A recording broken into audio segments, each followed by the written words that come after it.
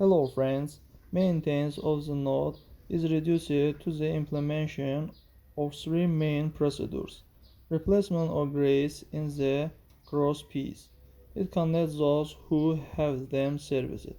Its crosses are maintenance free. Just look at them periodically so that there are not bits and wedges.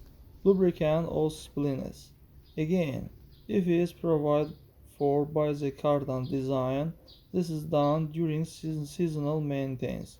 Checking the tightening of the bolt or fastening the flanks of the outboard bearing of the cardan shaft and other elements, and this applies to everyone. Loose bolts are the way to a speedy repair. Also, during operating, it's periodically necessary to check the integrity of the another of the CV joint and the presence of balance on the pipe. Balance weight can fall off over time.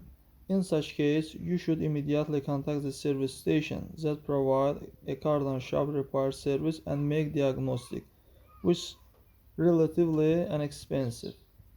If the car manufacturer provide a protective cover for the universal joint, it's not recommended to operate the machine without it. If the cause is damaged or in the other case it must be replaced.